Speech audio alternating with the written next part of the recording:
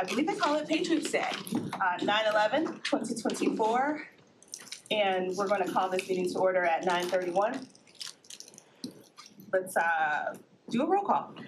Johnson. Present. Piper. Yes. Markham. Here. Miller. Here. Rahman. Long. Here. Biz. Present. Smith Charles. Present. Yes, one. Thank you. Before we do the pledge, let's just acknowledge our 23 years since 9/11/2001. And I'm sure all of us know where we were at that time. You can probably pull it out of your brain right now and how far we've come. So with that in mind, let's stand for the pledge.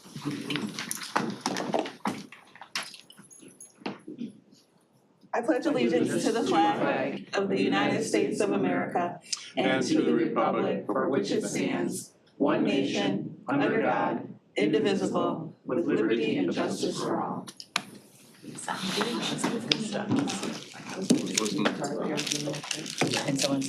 All right, we have a robust agenda, so we're going to do our very best to stay concise with time.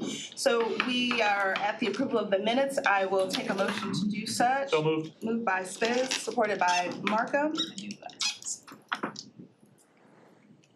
And we can do a voice vote, I believe, Yes. for this. All in favor, aye? Aye. Opposed by the same? Seeing none, that approval of minutes carries. Next is item 5, the approval of the agenda. So moved. Moved by Spiz, supported by Mr. Miller.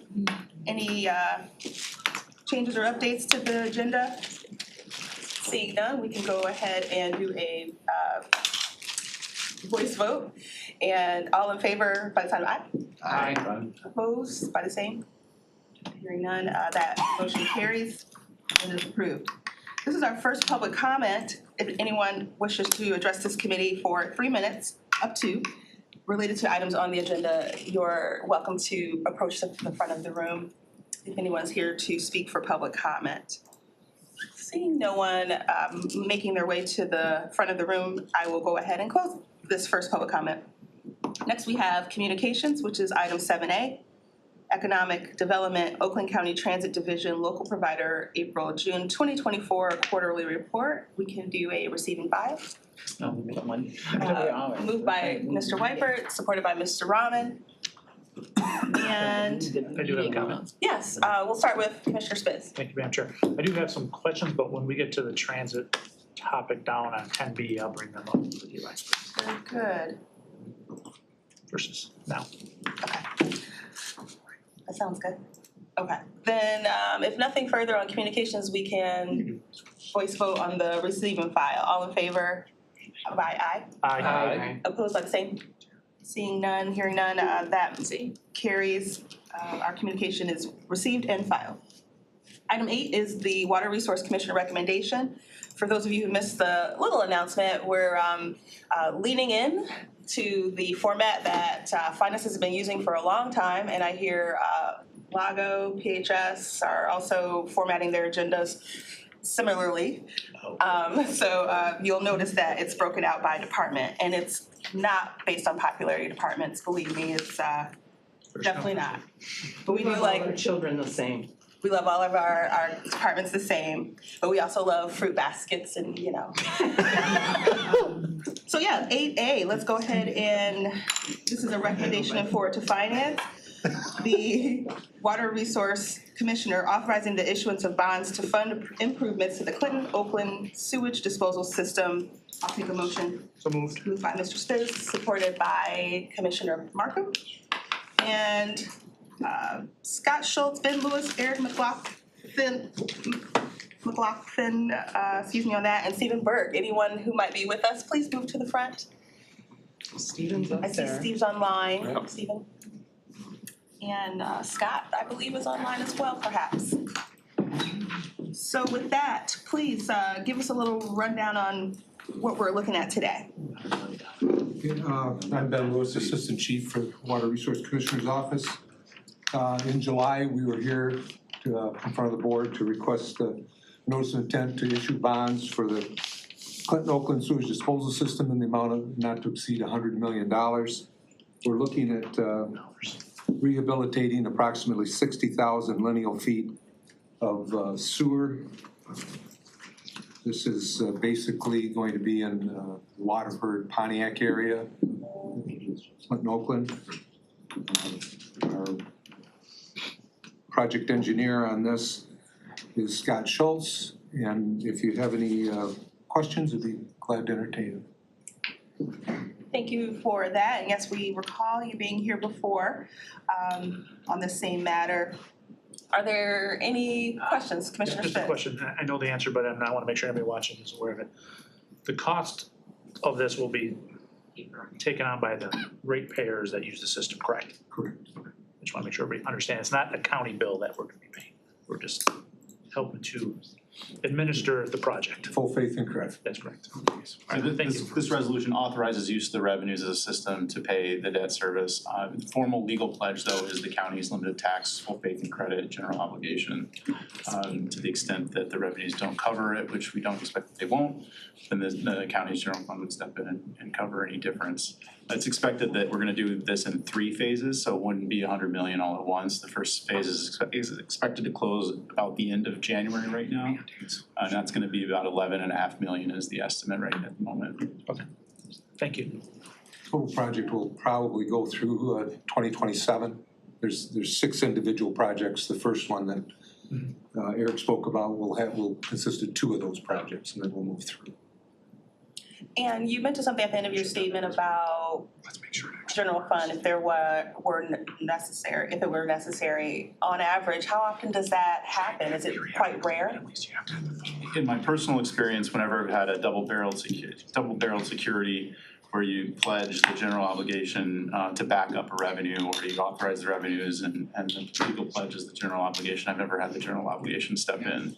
It's just the deal is sized so that the revenues of the system can cover it, and barring unforeseen circumstances, that's the expectation. And the pledge is there to obtain the best benefit to the county that is possible. Excellent. Thank you. Any other questions? Commissioner Markham, followed by Commissioner Whiteford. This isn't really related to the funding of it, but looking at the map, it goes a long way. It's gonna interfere with a lot of roads and neighborhoods and all kinds of things. So I'd like you to speak a little bit about the coordination that will happen so that we're not digging up roads twice and that kind of thing. Well, most of this, the repairs are going to be within the pipe. There will be very few dig-ups. The dig-ups will be in locations for access. And we're very cognizant of traffic, and another reason to spread a project of this size out over many years. Although I know people say, oh, there's always construction, well, there always is. But we can limit to certain areas instead of spreading it out over the whole city. Thank you, Commissioner. Commissioner Whiteford. Yeah, 60,000 feet, it's miles, miles, and miles, but it is lining, right? It's lining Yes. and repair. Yes. I was gonna ask about the rates. How's the market looking at? It's Steve's on the line and. I defer to Steve on that. Yeah, good morning, everyone. Can you hear me okay? Yes. Oh, great. Well, thank you for the opportunity, Commissioner. Thank you for always giving me an opportunity to answer the rates question. So I reran this morning, and if we sold these today, our estimate would be 3.65. So rates have continued to come down. We're actually at the 52-week low for rates, 5 and 10-year rates yesterday. And so, I think things are moving in the right direction from a rate standpoint if you're a borrower, but maybe not so much if you're a saver. So, I think that the trend has been down here for at least the last 6 months. Thank you. Good question. I believe that was all we had in the queue. So with that, let's go ahead and prompt the vote. Wait, I don't have Yes, a little thing. prompt the vote. I need a little thing. Okay, let's see. Oh, I have to try my button. So do I. I gotta try my Evo. Oh, yeah. Yeah. Do you? Ooh, Okay, there it goes. Weird. yeah. I didn't come up, so I did Evo anywhere. Because I didn't set the right code. Oh, okay. Did yours come up, Glenn? Because I'm doing Evo. You have 8809s. Thank you. That motion carries. There you go. Thank you, members of the committee. Next, we have It worked. item 8B, which is the Water Resource Commissioner authorizing the issuance of bonds to fund improvements to the Huron Rouge sewage disposal system. This is a recommendation of Board to Finance. I'll take a motion. Moved by Commissioner Long, supported by Commissioner Miller. Gentlemen, floor is yours. Okay, I'll start off again.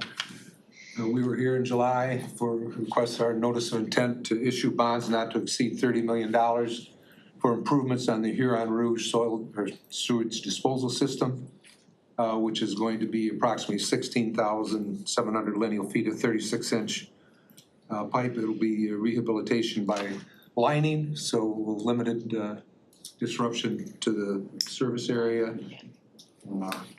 The area involved, there is a map, but it is from I-96 east of Taft Road to Chatham Street, north of 9 Mile, west of Meadowbrook. So approximately a little 3 miles of work there.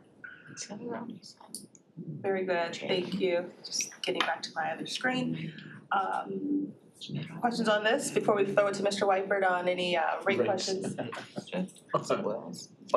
ahead. Ask about the lining. I mean, some of it is your epoxying, or is this the actual liner with PVC, or is it, I mean, depends on the pipe, right? What Yeah, it depends condition? on the pipe, the condition of the pipe. If we can line it, we'll line it.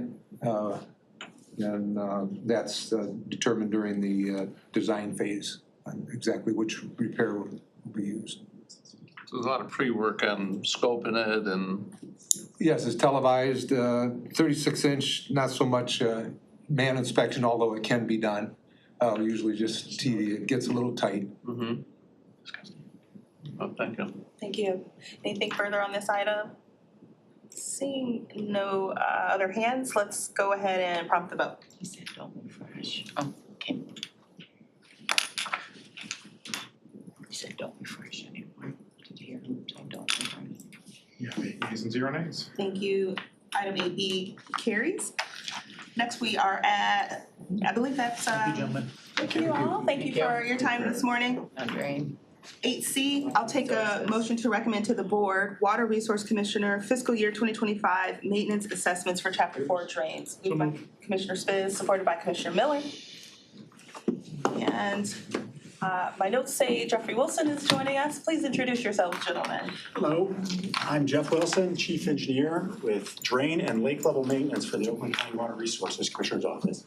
And I'm Garrett Schaefer, work under Jeff, Civil Engineer from the Oakland County Water Resources Commissioner's Office. We are here today to present to you the Chapter 4, Chapter 18 and Lake Level Assessments. We're starting with the Chapter 4s for this. So Chapter 4 drains, we come here annually, and there's a lot of attachments in these reports, so I hope you don't mind. I've got my computer with me so I can see everything you guys can see in case the questions go there. Chapter 4 drains are old agricultural drains that are paid for by special assessment districts that go directly on the winter taxes for the people within the special assessment district. The district is comprised of properties that drain into them generally. So depending on the size of the parcel and the amount of hard surface on a parcel, the assessment amount for each parcel will vary. Maintenance on these Chapter 4 drains is limited to our office being able to spend $5,000 per mile of drain per year. So 3 mile long drain, you can potentially spend $15,000 on it without special circumstances or a resolution from the community. And so within the attachments, we have all of the individual special assessment district assessments, and then we break them out by community, depending on which report that you're looking at. And so the total of the Chapter 4 assessments for this year is $1,031,800, which is about $200,000 more than what the sum total was last year.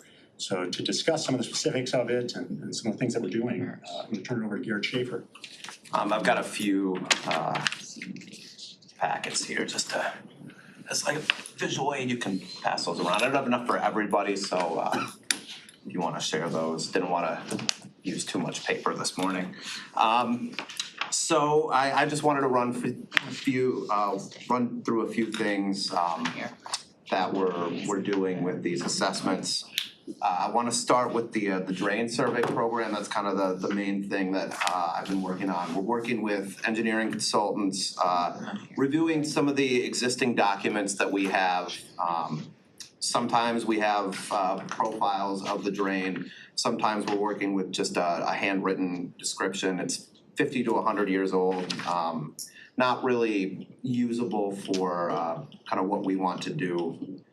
So what these consultants do is take a look at the existing condition of the drain and the amount of sediment. And then from these survey documents, I can prioritize future maintenance. So some of these drains we've already surveyed, some we're adding additional this year. I believe last year we did about 30 miles of drain. This year I'm looking to do upwards of 50. And then I'm reviewing our internal system for resident issues and comparing that to the survey to determine kind of where we want to go from there, where we want to target to clean out the drains. And one specifically I wanted to talk about, that's one of the higher assessments you see there is the Reed and Branch drain. This is one of the original surveys that we did in 2023. We received resident complaints regarding flooding. Survey showed us where exactly the problem was. 2 to 3 feet of sediment in some places. We ended up declaring an emergency on that one. A contractor performed the work for us. And so that's looking to be about a 2-year assessment, depending on a township resolution to finish the remaining work out there. We also are doing some pipelining. We're looking at amounts in the hundreds of feet, not the thousands. Just rehabilitating deteriorating pipes, trying to add design life to that pipe without impacting traffic. So a few pictures and stuff in there of what the existing pipe looked like versus what it looks like now. And that pretty much covers the chapter 4. So if you have any questions, I'd be happy to. And just to clarify, within the handout there's also some information for chapter 18s, which will be our next item. Okay. Great. I see Commissioner Johnson has a question or comment? Questions. I'm insatiably curious, and if you'll just pardon me, and we can offline if this gets out of hand, but I'm just learning things. So I have driven by drains all my life, and I was like, oh, that's cute. That's another word like creek or river, but it's not. These are man-made. And you said agricultural in origin. Yeah, that's correct. So they're mostly man-made. Some of them did take over existing water courses. Maybe they just improved them. I say improved is a bit of an outdated term, but let's think 150 years ago what that meant. It often meant take an existing water course, make it wider, deeper, dredge it straight, which nowadays you would look at that through the lens of, you've just taken this natural resource and modified it, and you would be much more cautious with that. But at the time, that's what they did. And so these long trapezoidal channels were used to drain lands that weren't draining very well. We have a lot of poor soils in Oakland County, and they had to get the water out of them to make the land productive. At the time, it meant farming. As time went on, sometimes they were used to drain lands to make them appropriate for residential use. But yes, they are a different type of water course that's functions half as a river and then half as a utility. And so that's what these are, and they determined a special assessment district at that time to pay for them, and those special assessment districts still exist to pay for these for maintenance. And I get that. I guess I am curious now, do we ever take a modern step back and say, do we really need to be doing this anymore? Or is there a different thing that we could be doing to accomplish the same mean? Yes, but they are the low point essentially of anywhere. So water just drains to them. And that's why we call them old agricultural drains, right? Yeah. So that's a term like, they once were just used for agriculture. The thing is that they essentially have a floodplain around them now. And they need to be maintained because buildings were set to grades, assuming that that drain was continuing to function, continuing to be as it was, and continued to be maintained. So they must be maintained for the purpose of modern building code and development and keeping the water out of basements and keeping water off of roads and just everything that was built around it and came to be. Okay, generally don't love spending taxpayer money to preserve property values for buildings that were built where they shouldn't have been in the first place, i.e. Florida, coastal North Carolina. But okay, thank you, I would yield. We appreciate you adding some perspective on this. Any other questions? Oh, let me. Dr. Rahman. Thank you, Madam Chair. Just more of a general question. How much variability do you see year over year on these SADs? I know you mentioned we've gone up $200,000, since last year. And I know it's an SAD, so at the end of the day, it doesn't really impact us financially as far as the budget goes. But just curious, how much does that change year to year? It can be a lot. They've been at 600,000 in the recent past, hitting $1 million this year. So there's a lot of variability in there. And, not all of them are being assessed. So about 80 get assessed per year, but there's actually over 100 of them. Okay. So because of the limits on the drain code and what you can assess, sometimes it's just a $0 assessment for a year. And that's just how it works. There's an amount you can keep in the fund. That's also that $5,000 per mile per year.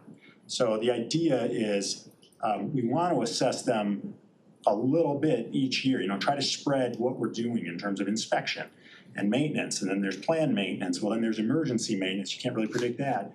But we do want to try to keep the activities spread out so that the assessments don't suddenly spike and then come down. That's generally the biggest complaint. Really the reason I was asking that question, whether we're investing enough appropriately in a timely manner so we don't end up with emergencies, or whether we should see or expect any spikes or whatever. Thank you. Wonderful. Yes, Commissioner One Spitz? final question, which just made me think of, the $5,000 that you keep mentioning, when was that value set?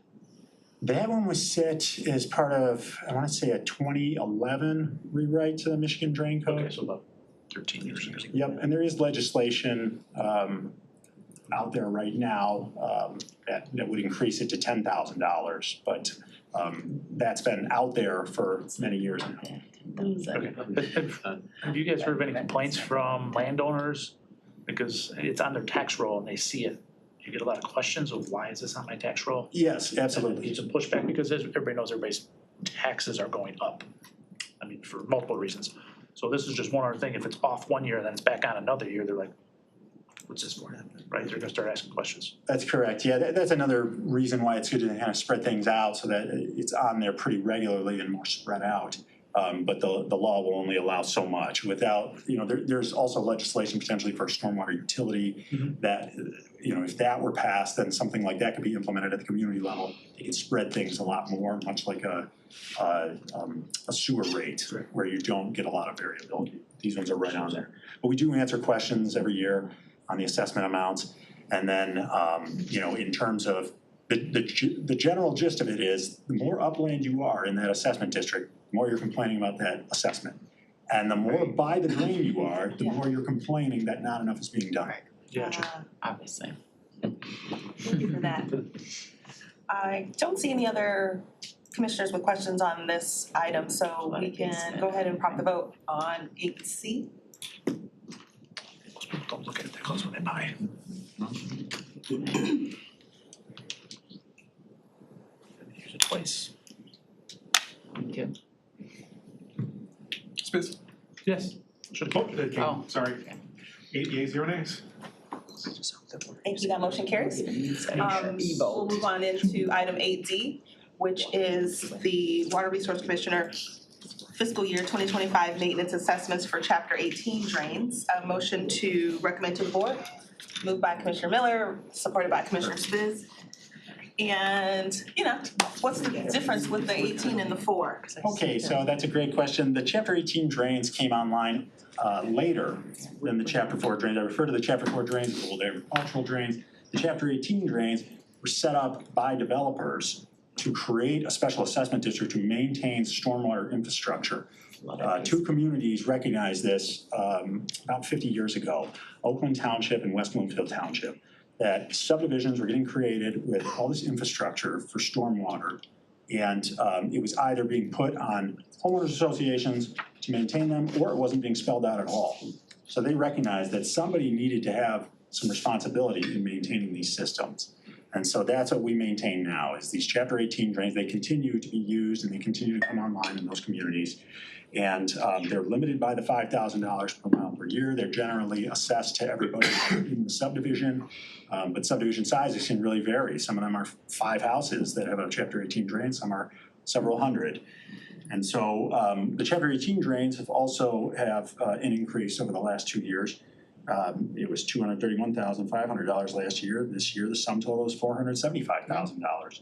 So we want to highlight some of the things that are going on with those, and to clarify with the Chapter 18 drains as well, they also have detention basins that are with them, so it's not just a pipe network or open channels. Detention basins are involved, and with the new stormwater standards, they will have even more responsibilities with things like bioswales and infiltration basins and other things that fall under green infrastructure that will be part of these Chapter 18 drains in the future. And so with that, I'm going to turn it over to Garrett Schaefer to present on some of these specifics. So yeah, I just regarding these Chapter 18s, kind of more of what I'm looking at on these is the detention basins specifically. I'm doing a basin inspection and survey program, kind of similar to what I did with the Chapter 4 drains. We're looking at, I'm looking at the existing documentation and determining what structures, what infrastructure we need to survey, looking at outlet pipes, overflows, nearby structures that could be affected in the event that the basin overtops. So in the field, we're looking at the existing infrastructure and also using survey to determine the capacity and overflow paths of these drains. And then using that to determine what sort of maintenance is required. And then a specific project I wanted to highlight on this, since the assessment is so much this year, is the Silverbrook Village drain. This was a drain down in West Bloomfield, where a detention basin overtopped and flooded homes. So we inspected it. We saw these flooding issues in the subdivision, found that a downed tree had uprooted and was blocking flow in the channel. Called the contractor out to remove some of the smaller trees and brush, just to get in there and get these trees out. And then they also cleared the entire length of the channel so that water could flow out of there. Now, as part of that, we also reviewed some of our as-built plans and did some survey on the detention basin that feeds into that outlet channel, and found that there were areas along this berm on the side that were lower than what was designed. So the subdivision to the north is a recent development, and so the issues that we found, we only knew about after that subdivision had been put in place, because it was just an open field before, so no calls on that. So we worked with the subdivision developer and took soils from basement excavation to build up that berm, seed it, get that everything back up to what it was designed for. And then we also lowered the elevation above the outlet pipe and put a spillway over that will pass the water in the event that the outlet pipe is blocked. So we shouldn't see flooding in that subdivision again. Any questions on these? Yeah, I'll certainly entertain any hands that might be up. I want to make sure I'm clear though, it's for the Chapter 18s, these are developers, kind of to your point, Commissioner Johnson, that are, developing areas with poor drainage and essentially assessing people who then buy the land, the properties, what is it, in perpetuity, like into the forever years. So that's interesting, just as, you know, an Well, aside. okay, so we should clarify that. Yeah, they're paying for it. Essentially, so the chapter 4 drains, they were initiated by 5 petitioners saying, you know, we want this area to drain. In this situation with a subdivision, municipal codes require that they install drainage in them. So the chapter 18 law, it actually allowed a developer, so if you owned that one single piece of land and wanted to create drainage infrastructure on it, you would create a special assessment district over your one parcel. Exactly, prior to subdividing the land, so that the assessment district was in place. But it was only to maintain the infrastructure that was built, because the initial cost of building the infrastructure was on the developer. It was to make sure that this was assigned to somebody. That's what was happening with subdivisions a long time ago, is that they would build, you know, pipes and catch basins and different drainage structures, and it wouldn't be assigned to anybody to actually maintain this. So you're essentially pitting property owners against each other when this starts to fail. I mean, who has to rebuild it? This, they had views as, you know what, this is much cleaner, assign it to an assessment district, manage it at the county level, and make sure that when things go wrong, it can be fixed, and then just assessed out to everybody. So it formalized what was informal. Correct, and I appreciate that summation. Commissioner Long? So you sparked a question, just because I get it, you know, the SAD and the homeowners are paying for this, but 5,000 maintenance is county money, is it per drain? Or just per the whole?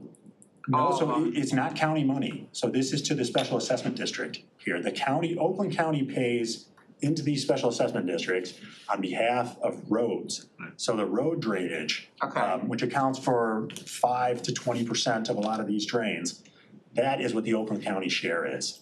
So that's another. But your maximum's 5,000, what's the 5,000 then, again? $5,000 is the maintenance amount that you can spend across the entire drain. So all of the pipes, open channels. But each drain is 5,000? Yep, each drain is capped at $5,000 per mile of it. So if it's more than a mile of pipe, then suddenly you're a 2-mile drain. Now you have $10,000. Okay, and that money is from where though? That 5,000 is from this special assessment? That's correct. Yep, so there's an amount that's kept in these funds. That by law can't exceed $5,000 per mile. So it's already a low number. These are all county funds that we're attempting to keep up, because we don't want them in deficit, because the auditors will say, well, that's poor practice, that shouldn't be under the amount. However, we're also capped at the amount of maintenance that we can spend in a year at that same $5,000. Without issues arising or emergencies or other things that might lead to that, so. Okay, thank you. Yeah. Commissioner Markham? So on these chapter 18 drains, you talk about 2 communities, Oakland Township and West Bloomfield Township. What about everybody else?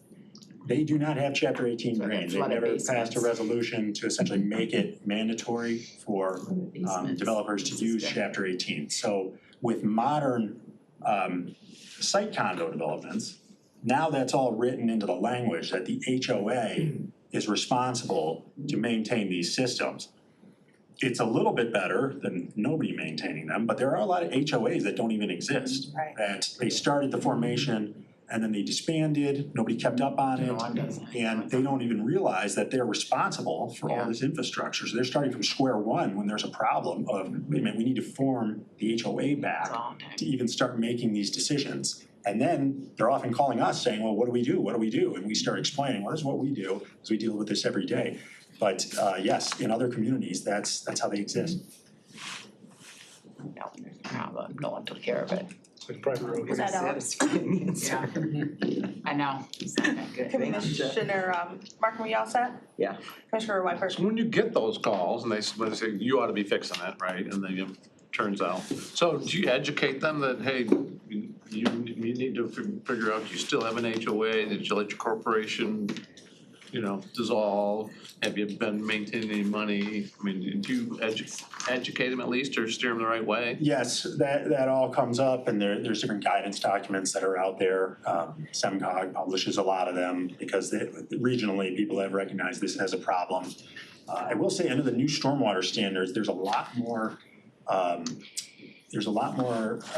more of a push to make sure that there's different mechanisms in place to enforce that HOAs are actually keeping up on their maintenance.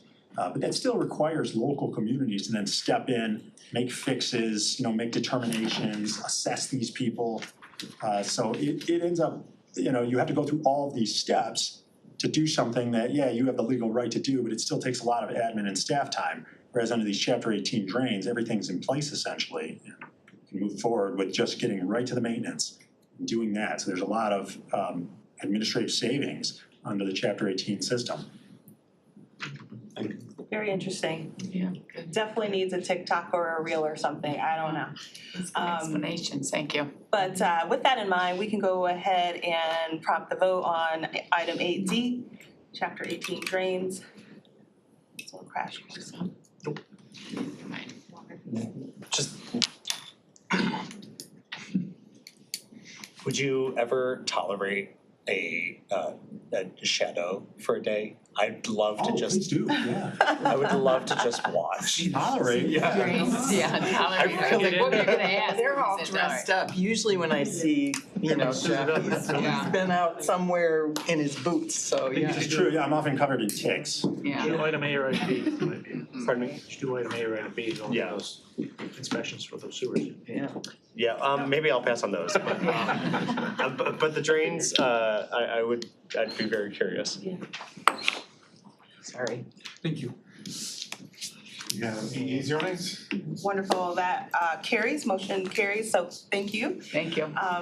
Do let us know about those shadowing opportunities. I'll let Commissioner Johnson manage those, So, keep us posted. All right, next is item 8E, 2024 lake level assessment, and this is a recommend to the board. I'll take a motion, moved by Commissioner Long, supported by Commissioner Miller, Commissioner Miller. And you've got a new person up front with you. Please do introduce yourself. Hi, I'm Andrea Kraft. I'm a Senior Engineer Assistance Coordinator with WRC. Wonderful, well, welcome. We're here to present the lake level assessment. So different from the Chapter 4 and Chapter 18 drains. The Board of Commissioners has the responsibility to approve any recommended assessment over $10,000 on these. So they're done under a different law than the drains are. The sum total this year is $961,000, up from $803,750. And so again, we want to just highlight some of the things that are going on some of these lake level control structures and what we're doing about them. So with that, I'm going to turn it over to Andrea Kraft, and she has a presentation as well. Thank you.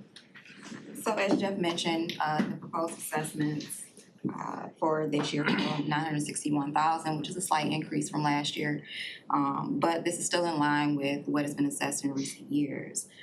And so on the following slides, we're going to highlight a few of the special maintenance and capital improvements that we have in the works right now.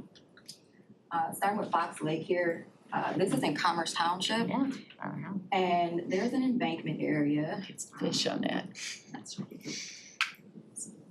This Ice fish there. very thin area here.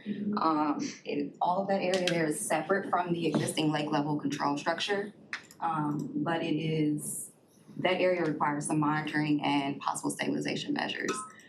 It's critical to maintaining the lake, but it currently is not part of the legal lake level. So staff is investigating what needs to be done to bring this area here under our jurisdiction so that we can take the necessary steps to maintain the lake.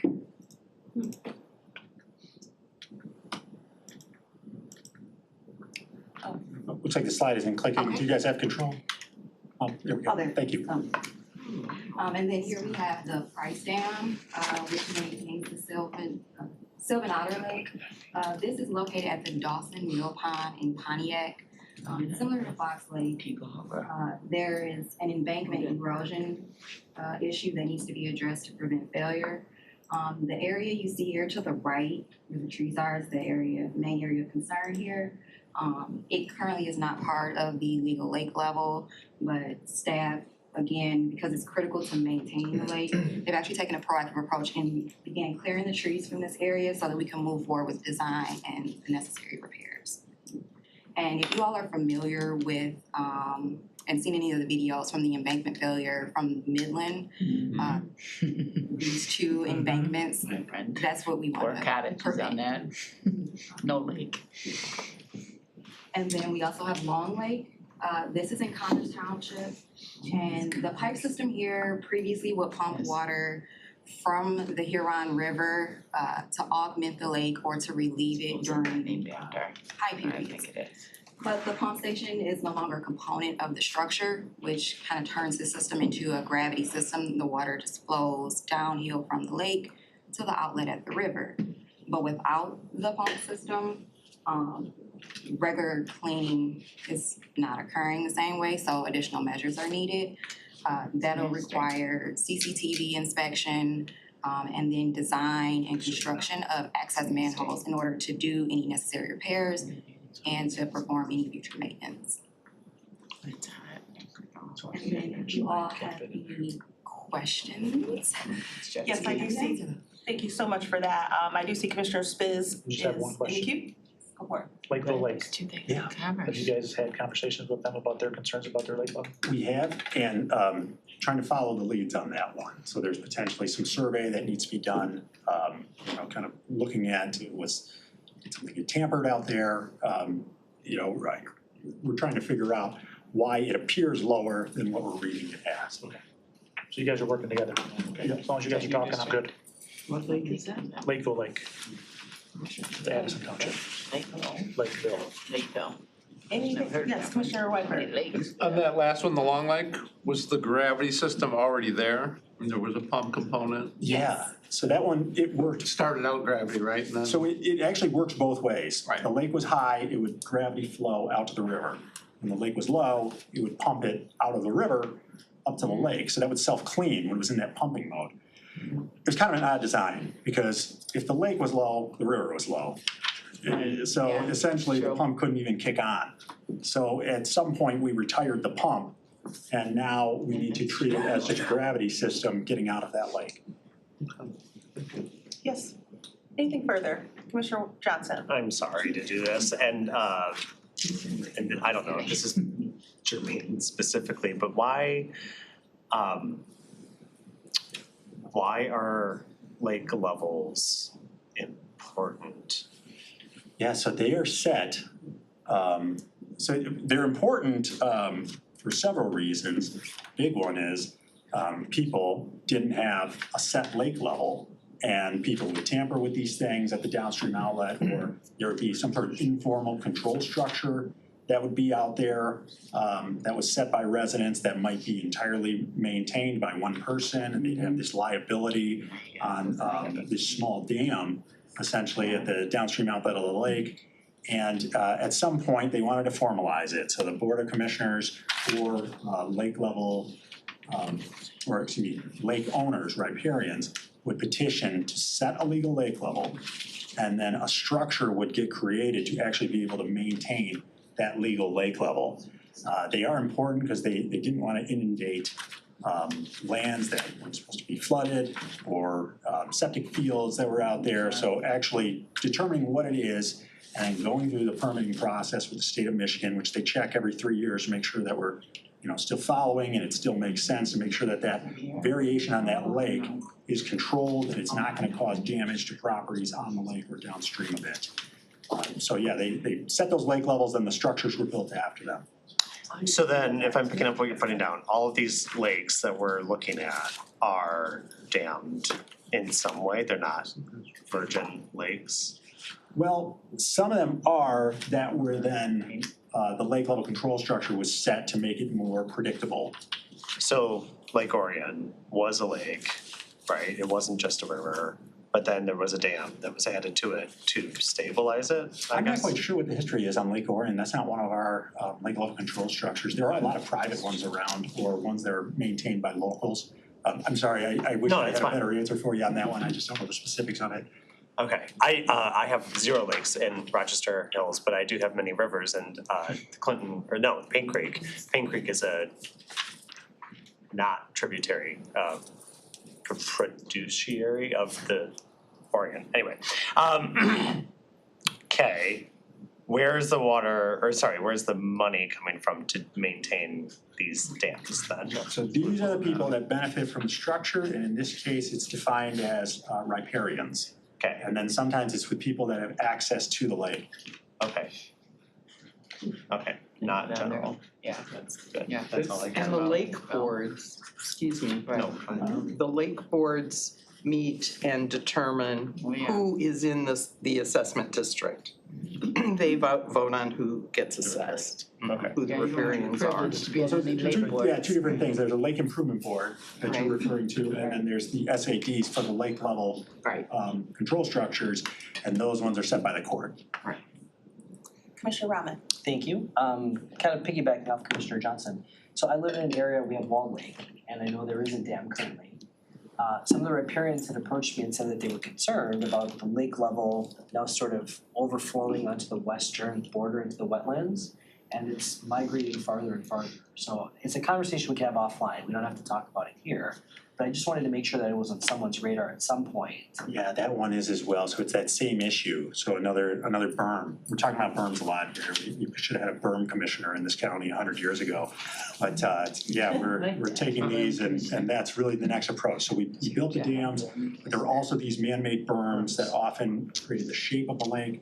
So in order to, really do our due diligence, we've looked at all of those and are determining what needs to be done with those, how should they be protected, how should they come under control of the special assessment district for the lake level control, and make sure that they're properly maintained and monitored.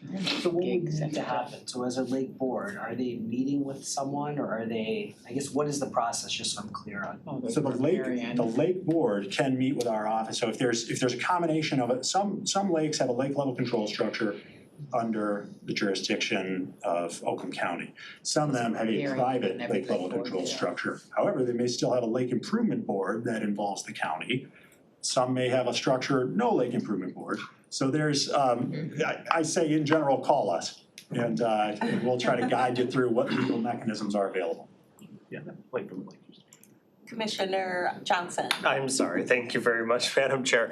So I'm just trying to think of how I relate to this, and I am wondering, all right, so riparians pay into this, and I'm sorry to, again, use Oregon, but that's, I think, the thing that affects me most.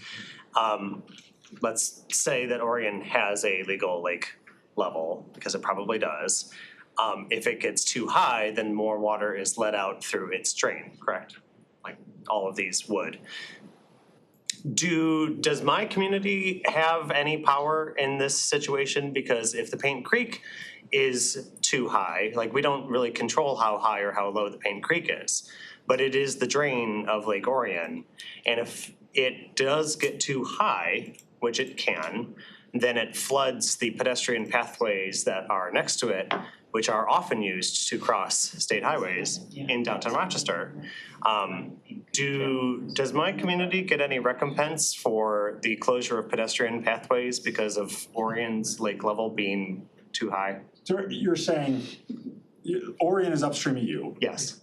And you think that the lake level's too high and it's affecting the water coming through it? I know that our river levels vary, which is a natural thing, sure. But I do know that if Paint Creek gets too high, it overflows the pedestrian pathway that crosses M150. And I'm wondering if my community ever has a say in how much water is released from Lake Orion into the Paint Creek. Well, they have legal liability potentially, is what's going on. If somebody's doing something that is potentially damaging downstream communities, that does exist. It's your district, so. It's not mine. Is it Commissioner Kinchels. Yeah, we might be able to find an answer to that easily, because I know a few years back they lowered Lake Orion a few feet to do some work. So they would have had to notify somebody downstream of somewhere of that if it happened. Interesting. Yeah. That's it. Thank you very much. It's something we can take offline and maybe find out. Yeah. think that'd be great. Commissioner Whiteford. And following up on that berm issue, you talked about your Fox Lake where the berm needs improvement and it's not under the jurisdiction, so can you condemn? Can you ask them to petition to be part of it? Is that, you have all that authority? Those are all potential solutions. Yeah, that's really what we're looking at with this is what is the true solution? Voluntarily have them sign in or? Yep, now with Fox. That's the easiest way, right? Fox might be one of the easier ones because that's potentially an old right-of-way, although sometimes you get into the vacation of right-of-ways, which is a big, long process. So it's, right now, we're just spelling out some of these processes and how to make it actually happen. But those berms are man-made. And so they really need to be maintained, but a lot of them were built by developers 100, 150 years ago, just, essentially left to nobody, and then they just exist. And you think like, well, I guess that'll hold itself just fine, but not necessarily. All right. Robust and fruitful. Thank you all. You guys requested this last year. You said, hey, can you bring a little bit more info? So we got a lot of, sometimes this is a very quick presentation, but I'm glad we got to have this discussion. Sorry for taking everybody's time. So then, seeing no other. I've been inviting other commissioners to attend Drain Board, which I find to be a very interesting meeting, so we may have guests once in a while. Well, thank you for all the questions. Yeah, thank you. Let's go ahead and prompt the vote on item 8E. I can send you. You vote. Yeah. I've used it just every time, one time. I haven't used it in seconds. I'm gonna use it every time. You have any yeas or nays? Wonderful, that motion carries. Thank you for your time this morning. Yeah, thank you, that was good. Thank you.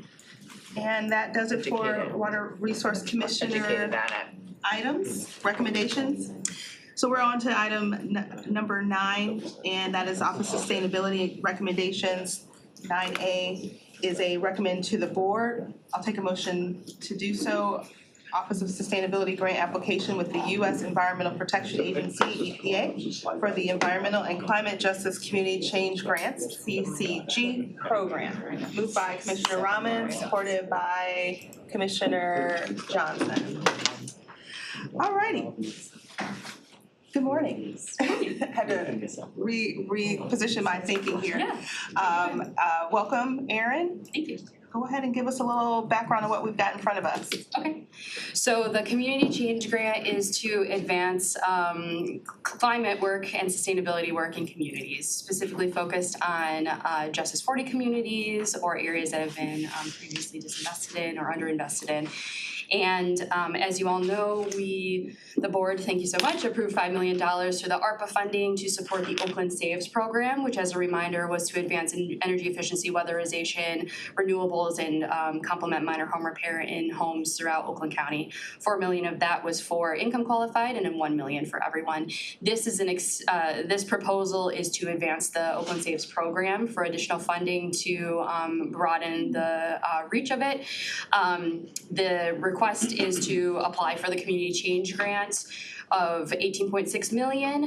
It is no match for this grant, and based on the conversations, we have partnered with Michigan Saves again, which was the nonprofit that helped facilitate the Oakland Saves program, as well as OLSA to bring in a weatherization component. So different from the original Oakland Saves program, you learn things every time you go through a different program and start something new. We're adding the weatherization component because what we've discovered through this process is that there's a long wait list and deferral list for weatherization, and oftentimes it has to do with a variety of different home repair opportunities. And because this has flexible funding to help get homes into a point where they can receive weatherization and other efficiency upgrades, that is one component and critical aspect of this proposal. The other thing that we're including into this as well is originally the Oakland Saves program was for owner-occupied structures. We are piloting a multifamily opportunity with this funding in this proposal as well, so that we can see how something like this could function in some sort of commercial or multifamily application. I feel like there was one more point I wanted to make you, and then I got off track. It's a rolling application, and so it's not due until November, but the guidance that we've had and the technical assistance from the EPA folks have encouraged us to apply early. There already have been awards from the Community Change Grant, and this would be really transformational for Oakland County residents. The focus area is in Pontiac. So through the Oakland Saves program, first iteration was 1,100 households. With this funding and the inclusion of the weatherization program as well as the multifamily, this would serve, estimated to serve about 1,300 households, specifically within Pontiac. And there was one more thing. Okay, I'm sorry, I got distracted by comments, but I can answer more questions, so if you have anything. The third, pollution. Pollution reduction and decarbonization, yes, of course. So yes, the purpose is for indoor air quality and to have a mitigation strategy for reducing greenhouse gas emissions associated with energy efficiency, weatherization, and so forth. The other thing actually that I want to mention too is that the idea is there's a lot of different funding opportunities. This is an IRA program, Inflation Reduction Act program. And there are other programs that are coming up within the state, specifically Solar for All. And so what we're hoping to do, if awarded this, and if the board allows us to apply for it, we would then essentially have a portfolio of households that could be act as a runway for the future funding opportunities, either through the Home Energy Reduction Program, the HERS program, or through the Solar for All program that is going to launch next year. So I'm happy to answer any questions that you may have. Yeah, you got a little lineup here. Oh, you did. So we're gonna start with Commissioner Spiz, followed by Commissioner Miller. Thank you, Madam Chair. Thank you, Erin. Just a couple questions. Why just Pontiac, Yeah, that's my 1347? question. Because I know there's other communities that have individuals or homes that probably could meet this criteria, but why Yes, just? that's a very good question. So we did look at the county to see what would be the largest and highest use of this particular grant funding opportunity. Based on the housing stock age, the housing stock condition, on the ground experiences with just talking to residents who were a part of the original Oakland Saves program, it was determined that concentrating this, especially with the pilot for multifamily housing opportunities in Pontiac, would serve us well for this particular grant opportunity. Okay, I mean, I'm gonna support it because there's no match, which I think is great, to bring this money in, hopefully we get it. It's just with 1347 at $18 million, it's about $14,000 per household roughly.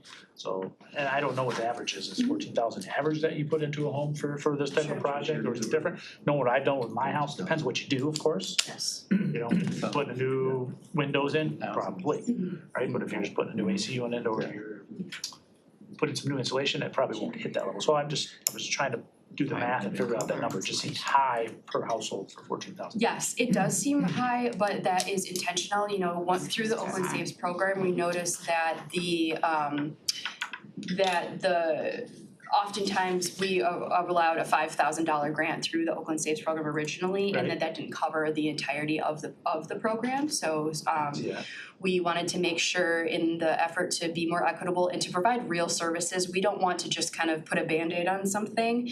Not that we would do that anyways, but if we were able to come with a program, especially with the flexible funding of the Community Change Grant, to be able to do a comprehensive whole home efficiency upgrade and repair, that was the intent behind it. So some will receive more, some will receive less. It really depends on that. And similarly, because we are also partnering with OLSA, some of the minor home repair programs are very significant.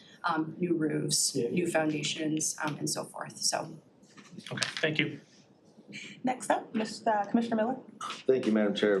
Commissioner Spiz actually asked my question. Right. Sorry. Great minds think alike, yeah. Next up is Commissioner Johnson, followed by Commissioner Long, followed by Commissioner Rahman. Thank you, Madam Chair. I forgive you if you don't know the answer to my question that I'm about to ask, because it is extremely niche and you've got tons of attachments. But asthma rate, there's a map of the rate of asthma in Pontiac and Oakland County.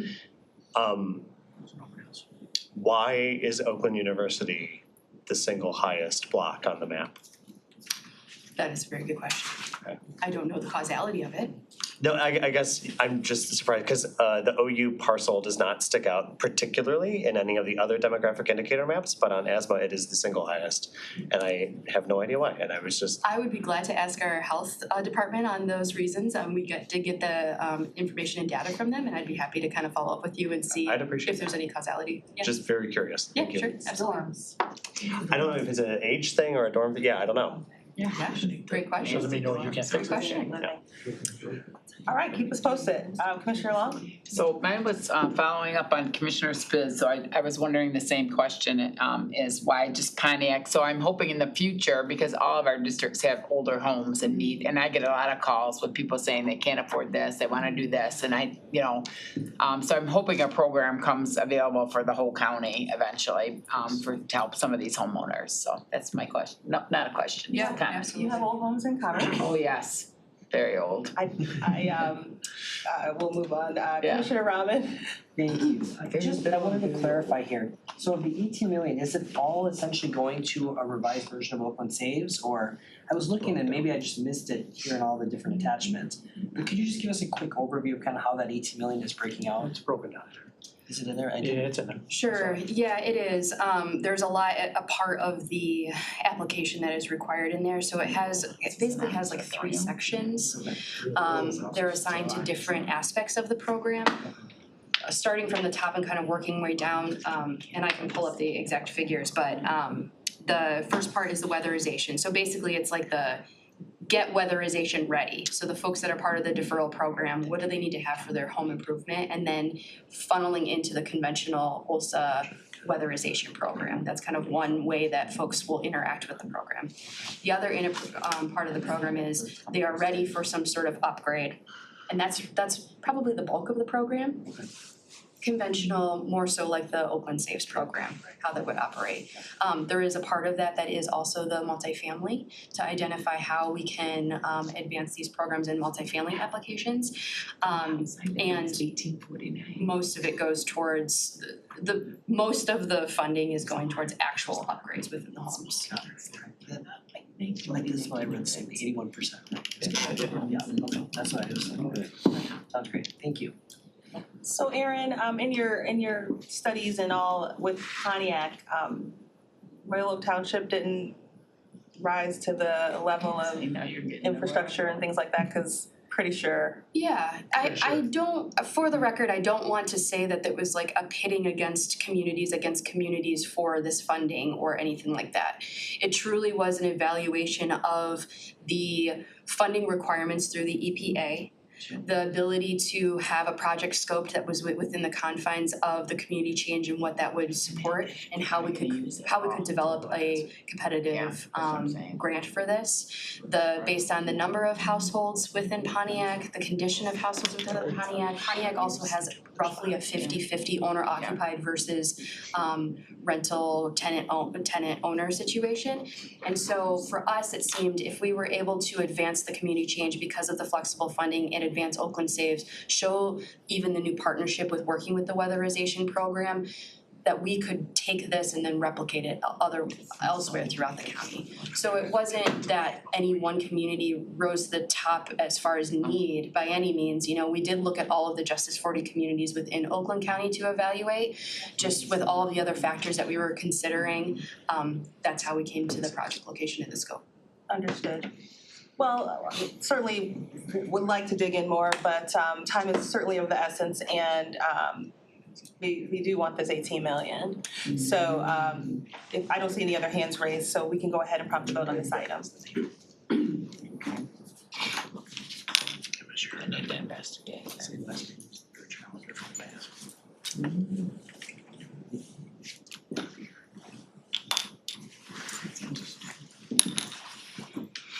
Yeah, 8 yeas, 0 nays. 8 yeas, 0 nays. Thank you. That motion does carry. Thank you. And we'll move right into item B under Office of Sustainability Recommendations. This is a motion to recommend and forward to Finance, Office of Sustainability donation of surplus county office supplies pilot program. And I believe you have Kelly here to highlight some of this. So please, I need a motion. Moved by Commissioner Johnson, supported by Commissioner Spiz. Hi, good morning. Good morning. My name is Kelly Hughes. I am the Sustainability Coordinator with the Office of Sustainability here at Oakland County. And today I'm sitting in front of you because we are seeking authorization to donate surplus office supplies following a employee resource sharing event that we are looking to host. With the first event being September 25th and a second larger event being during Earth Week in April of 2025. So a little bit of background on the resource sharing event. We've titled it the Employee Free Sale. Similar to a garage sale, employees can attend the event and take any item provided by the participating departments for free. These are items that are sitting in storage closets that are currently being unused, including wicker baskets, coffee mugs, sticky notes, notebooks, and they're essentially taking up space. So we were approached earlier this summer by Haley Kotwicki with the Department of Public Communications for her idea for the employee free sale to address the county's sustainability goals, waste management, material management, and hopefully kind of find a solution for what to do with all these surplus items that are just taking up space.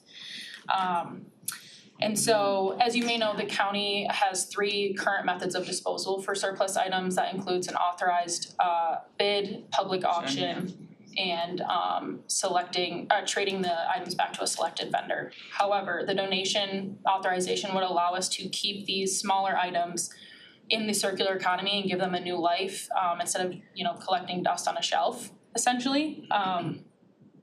So for the first event in September, we have identified 2 local nonprofits out of Oakland County, one out of Royal Oak and one out of Pontiac, to accept the items that are left over from the first resale in September. However, we're open to working with local nonprofits from across the county if the interest is there. And so we're requesting their authorization to donate these items for a period of 1 year, starting on September 1st, 2024, and extending through the 2nd of September in 2025 to allow us to host 2 free sale events where we can gather information and data on the successfulness of both programs throughout the county. Wonderful, thank you for that summary, and we've got a couple folks in line to get questions answered and asked. Commissioner Spitz, followed by Commissioner Rahman. Nice to one today. Thank you, Madam Chair, thank you. First off, I think this is a great idea, but my question is probably more procedural than towards what you guys are looking to do. Because the policy that's in here, in my opinion, needs to be updated. So is the request to update the policy? And that's the first thing. And if it is, we probably should do that first and get it done prior to the September 25th date so that you can actually formally do it the right way. Second is there's not a resolution in here for us to approve. To say, I mean, it's gotta be one or the other, right? We have to have a resolution and say, okay, here's the pilot period from X date to Y date, and this is what we're gonna do. And then if that works, we'll update the policy, or we update the policy and then we just do it. But I don't see either one of them in here for that. It's more of what you're doing, which I know from my perspective, I think is a great idea. Because we just went through our office and did the same thing, just cleaned out a bunch of stuff, right? And I know there's a lot of stuff, with everybody being more digital, there's a lot of paper, a lot of binders, a lot of stuff that will never be used again. So from a procedural standpoint, what's the right way to do it is really my question, which is for this group. Yeah, I think that came up in a conversation about this item, and team, you can jump in at any time, but I do see resolution in the item summary, 2024-4463. I saw that, but it's It doesn't not a have, like- formal resolution. Yeah, it doesn't have like the That's how I- therefores and the be it resolved. Right. Technically, I've been told it doesn't need to have those, but I do remember there was some conversation about a policy update. Was that in your presentation? Go ahead. May I? The policy was in May I here. jump in, Kelly? Yeah. So the idea was that because we don't know how this program will work, if we were to do a kind of amendment or consideration during this 1 year period to kind of identify the pilot, how would we do this, and in the meantime work on that policy too, because when in conversations with Corp Counsel when we were discussing this item, they said, it may be that the commission will like to see this policy updated, because I'm not gonna pretend to know what year it was, but it is 99. quite outdated. I was gonna say 99, but I couldn't quite remember. And so, in flexibility, just to be able to understand what it would look like over the next year, as we're also doing our materials management planning for the county and understanding our internal process for materials management, that was the proposal. I'm happy to do it another way, and open to figuring out how procedurally we can get this done. If I may, I mean, doing it for me, first. maybe I'm oversimplifying this, but I think you're overthinking it. To me, it's a very simple thing, just update the policy to put what you wanna do in there. And we can do that relatively quickly, it allows you to do what you need to do, that's my opinion. I don't know what everybody else thinks, but to go through a long year period to evaluate this, evaluate that, Yeah. to me, it's just too much time to do what you wanna do. I understand there may be other things we wanna put in a policy, we'll just We can change the always policy when update it, those yeah. come up, that's how I look at Can it. always Policies are there to be updated, modified, put revisions in place, however we decide to do it, but with this one being from 1999, I would agree 100%, it needs to be updated. And probably reworded and a few other things which Corp Council probably wants to do.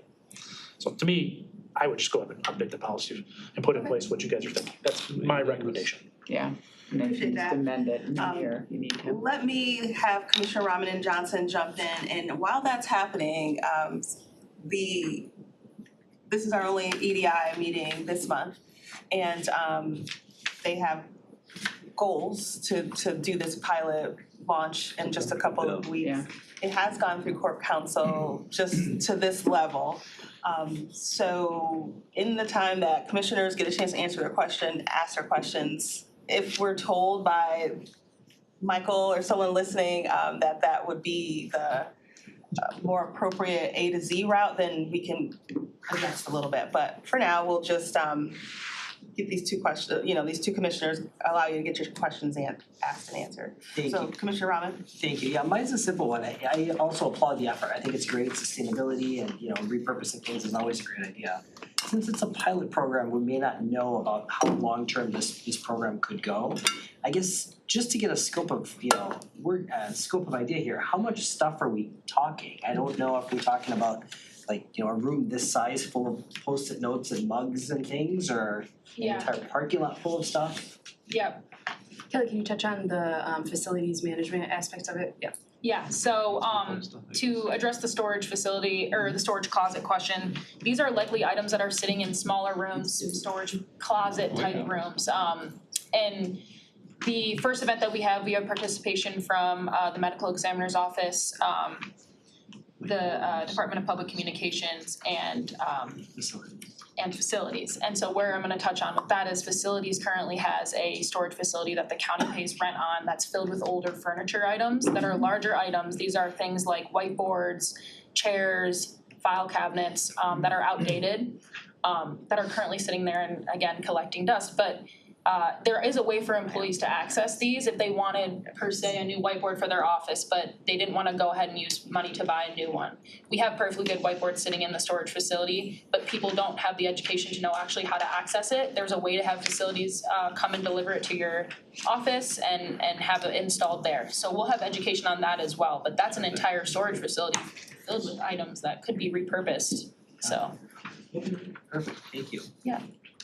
Commissioner Johnson? Oh boy, Commissioner Spiz actually took exactly my question. Had, great minds think alike. So I guess I'm just time wise, I wanna continue off where Commissioner Spiz left off. Time wise, so I would completely agree that the better course of action would just be to have a resolution amending Resolution 99059. And I'm wondering impact on you all. Yeah. Like, is your event set in stone? And if it is, I guess I would have appreciated a little bit more time on our end in case something like this came up, which it did, so. Sure. No, I appreciate that. Thank you for the question. It is not a stressor on the event. We still intend to move forward with the event. We've gone through the communications. I'm always open and flexible to pivot if we need to. I think that the reason why it was brought and to this one in particular was just timing. We didn't want to do too soon or too late or anything like that. And also not wanting to have the departments that have already approached us that said, hey, we have this excess material, to have to wait another, however long it takes to go through the formal policy process. Although, again, I'm happy to pivot. I don't think it impacts what we wanna do functionally. And if it makes more sense to go through this policy route, I'm happy to do that and work with my team on that. So I would really appreciate guidance from you all if that would be a preference. I'm happy to do it either way. So Madam Chair, would you be terribly opposed to a 15-minute emergency EDI before the next board meeting? I would support that. Oh, will you say it again? Sorry, I couldn't hear you. Go ahead, Mr. Whitmer. So I don't think we need to amend the resolution, because the resolution says that we can change the policy, so we can set policy, so we already have the power. The resolution gives us the power to set a policy, right? And then the policy says that we must follow these three methods, or should a method of disposal of surplus of county-owned property differing from the methods listed above be required, the disposal method shall be required approval of the Board of Commissioners Finance Committee. This is the way to court. But I think at the Finance Committee, we can change this policy, That's clever. right? A policy says. That's why he's an attorney. The policy says the resolution says the Cooking board today, man. can change the policy Better than I did. as we need, or as circumstances change. So all we have to do is amend the policy through the Finance Committee, Well, I didn't know if the which we have a finance meeting, committee we have a meeting at 11. So keep going, lawyer. Right.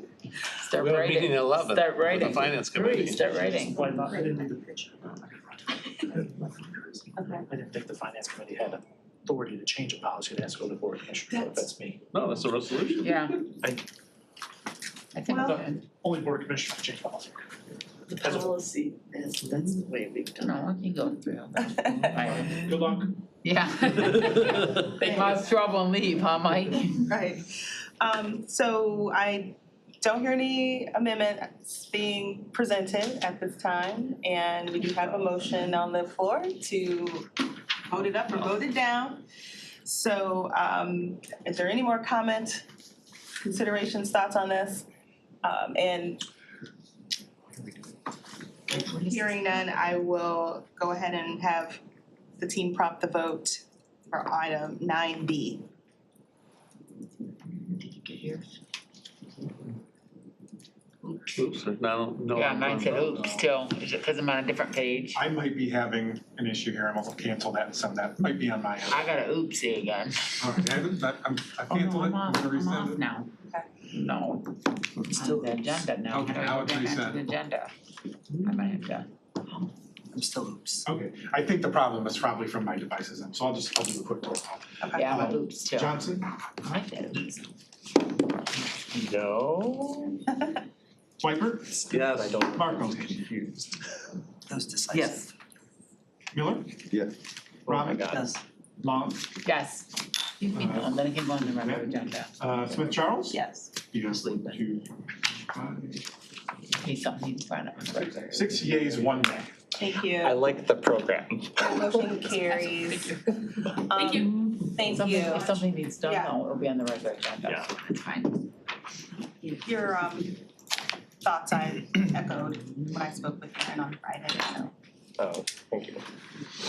All right, that's taking us into Economic Development Department recommendations, item 10. I'll entertain a motion to recommend to the board Economic Development, Workforce Development, Law Enforcement Services Agreement with City of Novi for 2024 My Career Quest Southeast event. Moved by. But I don't need to. Oh, I'm not Isaiah. on Jump in once. Ajay and Gwen, it's in their district. I'll recognize Commissioner Rahman as the mover and Commissioner. It's a shaker. Sorry. The shaker, absolutely. I had to get a little clever because Mike's gone now. This is what happens when we get further into the. Yeah. I think our meeting's going a little long now. Yeah. All right, well, welcome Jennifer, it's always great to see you, you usually bring, great things to us, so this is fairly light in Good then. terms of what we're doing here, but go ahead and introduce it to us, what's going on. Yes, Thank you for the opportunity to be here this morning. The resolution before you requests your approval of the City of Novi law enforcement agreement for our My Career Quest Southeast event that will take place on Tuesday, November 19th at the Suburban Collection Showplace in Novi. As you're aware, Oakland County, Michigan Works and Oakland County lead this event and host this event on behalf of the region. We expect 8,000 high school students from Oakland, Macomb, Wayne, Washtenaw, Livingston, and Monroe counties to experience over 225-ish interactive hands-on career exhibits in advanced manufacturing, construction, health sciences, and information technology. This agreement has been reviewed and approved by Oakland County Corporation Council, and I'm sure you share our concern in making sure that the safety and the security of the students and exhibitors is top-notch. We have executed this agreement in the past. This is our 4th year of hosting this event, and the City of Novi Police Department have been gracious and wonderful and helpful each time in providing us 2 officers for the event. The fee per officer per hour is $76.40 per hour, a slight increase over last year's cost. So it's about $1,100-ish for the coverage for the day, which will be covered through sponsorships that we have secured for the event. I believe a VIP invitation has gone out to all of you. I hope that you will join us that day. Or we are also seeking, we need about 200 volunteers for this day of the event. So if there are any anyone interested in volunteering or joining us as a VIP, we would welcome that. What date is it as well. again? Tuesday, November 19th. Okay. Wonderful. I have Commissioner Rahman followed by Commissioner Long. I gotta withdraw. Mine's not really, because it's related to mine's not germane to Okay. Yeah, just to. He's gonna do a questions. general, but. The screen, at least my screen's frozen. I don't know if anybody else is. So I Yeah, just mine wanna- is too. To make you aware of that, Yeah. so. Jennifer, thank you, as always. I mean, I went last year, it was a phenomenal program. What you guys are doing. I think it's great, and as I think you mentioned, it's just really what we did last year. It's the same thing, right? So- Very similar. We made a couple of additions this year. We added a student selection award where they're going to choose their favorite exhibit and hopefully inspire them to be more engaged.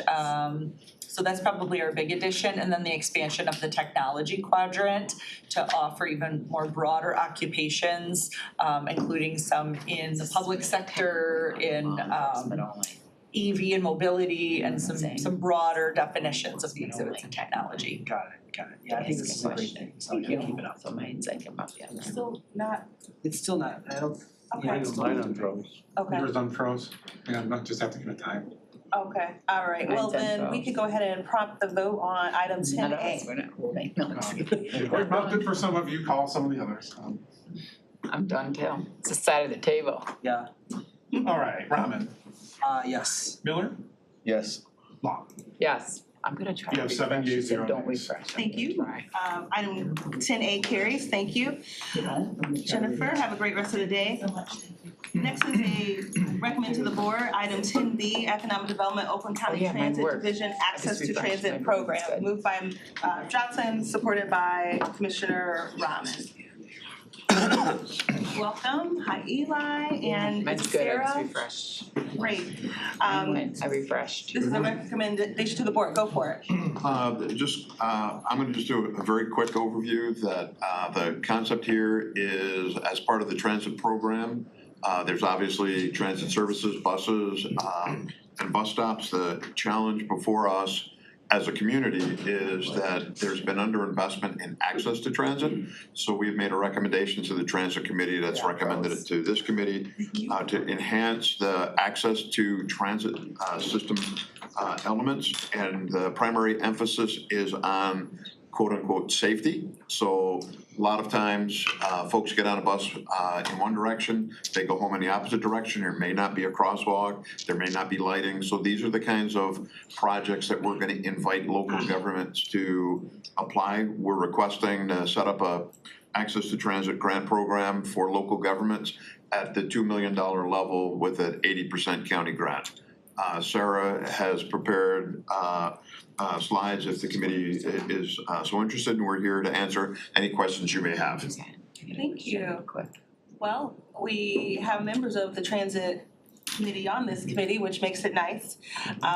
Christine Long, I see your hand is up. So you said 80%, the 20% is coming from where then, the community? Local governments. Okay.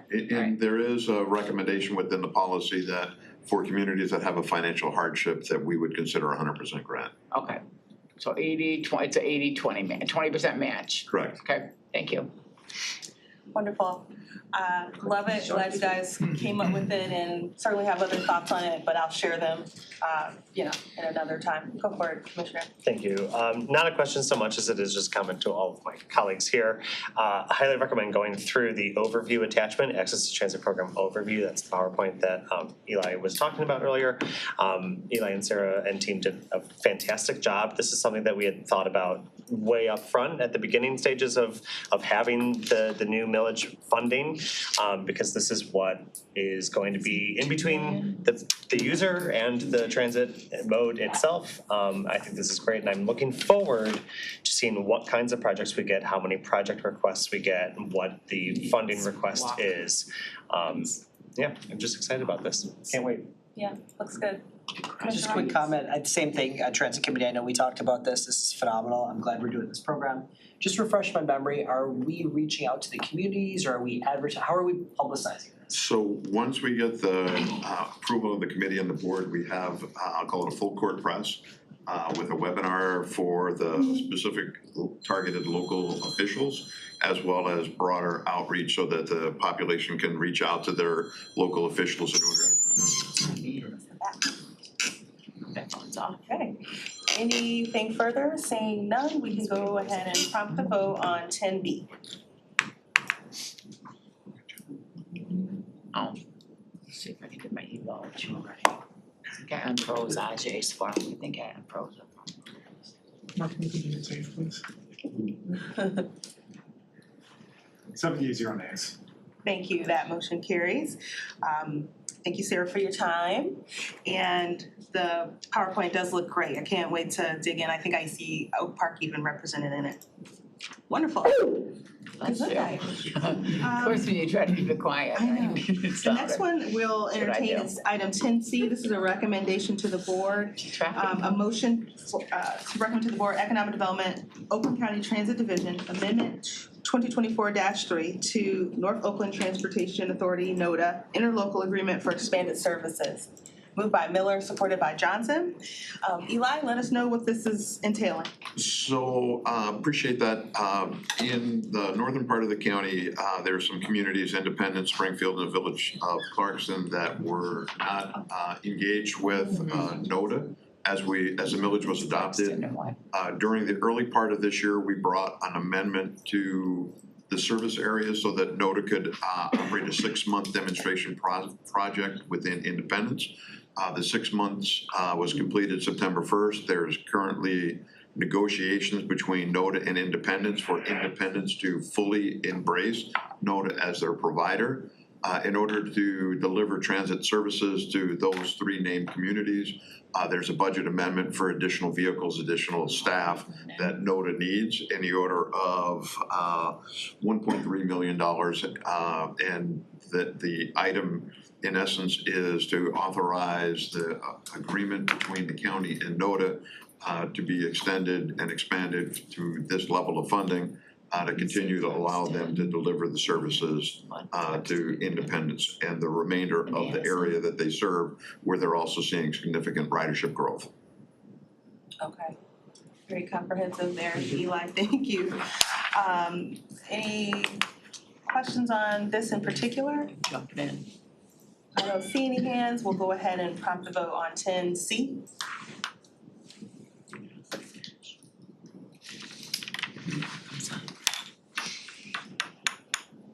You have 7 yeas and 0 nays. Thank you, motion carries. Thank you for your time. Have a great rest of the day. Next up is item 10D. I'll take a motion to recommend to the board Economic Development, Planning and Local Business Development, Main Street, Oakland, County Placemaking and Public Spaces Program, Royal Oak Award. And John and Annika, no. Brett, obviously. So move. Yes, moved by Miller, supported by Commissioner Rahman. And Brett, forgive me, and please do introduce yourself again. Brett Raskin, the manager of the planning division within the Exxon. Here a lot like me. Norris, principal planner in our Main Street program. Thank you, John is off today, one of the few days that John Bryant takes off work, he's off today. A little bit of background, we are here for the approval of a placemaking grant for Royal Oak. In December of last year, the board appropriated $5 million of ARPA fund to fund this placemaking program. And in July of this year, we were in front of you seeking approval of the interlocal agreement and the award of 14 grants. With the award of Royal Oaks today, that will fully commit the $5 million in ARPA funding. Great. That's clear for me. Everyone else got that? All right, let's go ahead and All that time, count the look vote. You had to wait all that time. We don't have one question. We should have moved this entire section to the top. Yeah, maybe. Yeah. But they learned about lake levels and drains and stuff. Mr. Long, did you hit save? Yeah, I did. Want me to vote Oh, again? nope, it just popped up. Okay. 7 yeas, 0 Oh, nays. it does say oops when you try to vote twice. Okay, that motion carries. Excuse me, Madam Chair? Yes. I'm probably violating protocol. Michael Andrews, I believe, invited all of you to go on a walking tours of our downtowns. I think you got the flyer. I'll leave some Yeah, I need it. with staff, but contact John and we'll. What date is that? Anytime during next week. It's Okay. leading up to Downtown Week, which is Okay. September 27th, recognized by the state. So we'd love to have you meet some of the local managers and walk a bit in That's our pretty cool. Main Street downtowns. Yeah. Thank you. That's neat. I take a walking tour of my downtown almost every day. All right, Could be the guy. We're, getting towards the end of the agenda. We're at item 11, Facilities Management Department recommendation. I'll take a motion to recommend to the board Facilities Management purchase agreement for the sale of 9.53 acres of vacant land on Dixie Highway in Independence Township. Moved by Commissioner Johnson, supported by Commissioner Miller. Great, good morning. Good morning. What, we have 30 seconds? Yeah. 29 now. Yeah. Appreciate it. I'm Paul Zakos, as you know, property manager with Ed Joss.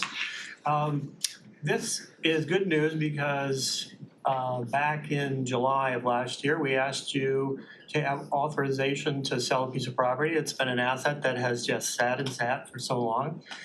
And now we had, after that authorization, hired John Fricke from Colliers, who is on the call, to market the property. So the property, by the time it finally get to the market and was listed, in fact, I just asked John, August last year, we started marketing the property. So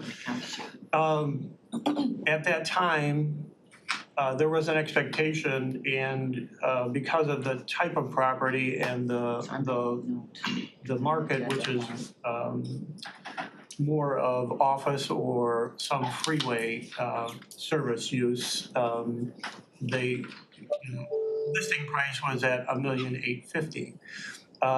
So time went on and there was no offers, there was no interest. The limited interest we had was from developers that had wanted to rezone the property. We checked with the planners with Independence Township, and they were not willing to do any rezoning.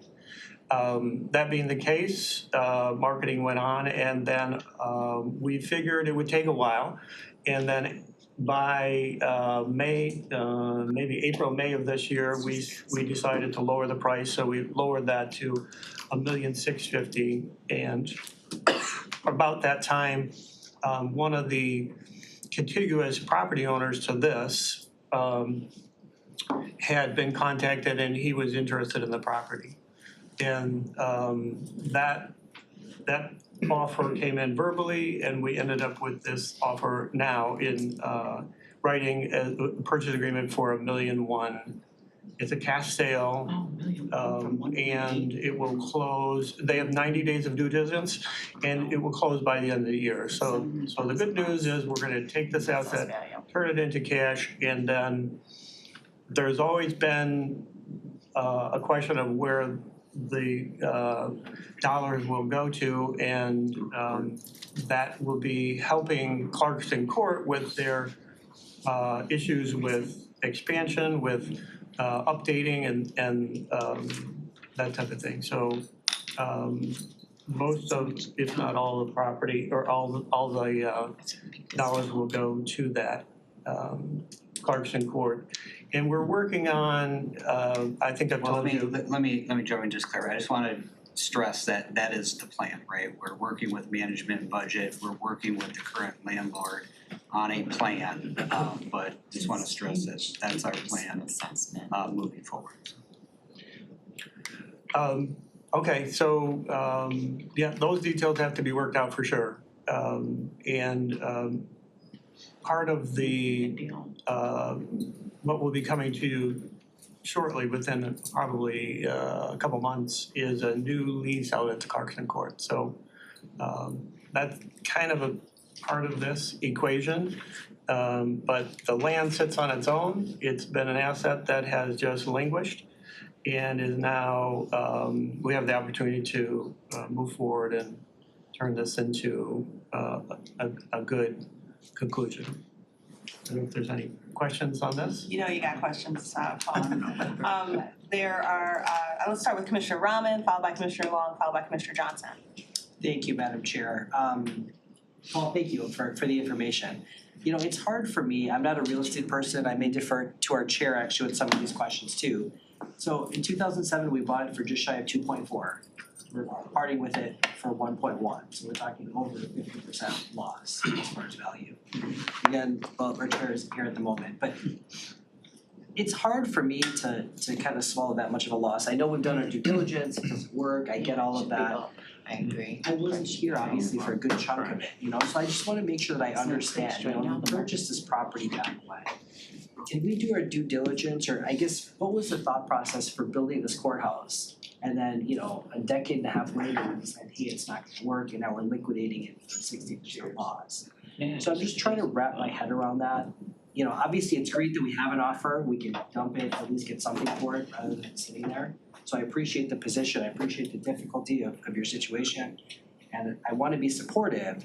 It's just hard for me, you know, because this for my own property, right? Yes. If I bought a house for you know, $100,000 and I sell it for $140,000, it just doesn't compute in my head. I totally get that, and that all along has been my thoughts also, how, you know, how can this happen? Part of I wasn't with the county then when the purchase happened, so there may be others that know more. But I know that when the purchase happened, it was right before the Great Recession. So the purchase price was at the top of the market. And then everything went down after that, for a long time. So I think that's one thing. There may be another part of this is that that land is very difficult to develop. And those costs, if the county did it, would have, and there's been analysis of that, that the costs would be substantial just to site plan and move dirt around and, you know, make it buildable. But we would have known that in 2007, right? And again, I know you weren't here, but that would be a logical assumption. Yeah, and I appreciate that, and I agree, and wish I could speak to that as well. I was with facilities management at that time, but at that time I was in a different division and had no involvement whatsoever. And at the time, decisions were made by folks that are no longer with us. So I can't speak to why the decision was made to purchase that piece of property with the thought of building a courthouse there, which we've acknowledged since we've come to realize that it's not the ideal piece of property. And again, with the change in the economy and the market since that time, and the fact that it is gonna be difficult to build on, you know, that reflects sale price that we've been offered, right? The best offer that we've received in over a year. And is there any thought, could anything else be done, if not the courthouse, which I understand clearly doesn't work? If we held this property, right, you may or may not appreciate, but is there any possibility of doing something else with that piece of land as far as Oakland County goes? For anything else, for any other department, for any other, I know we talked about the sheriff's office that needs a new facility. We have WRC that's doing their own thing and trying to figure out they need a new facility. I mean, could that be repurposed for anything else so that we're not taking this big a hit?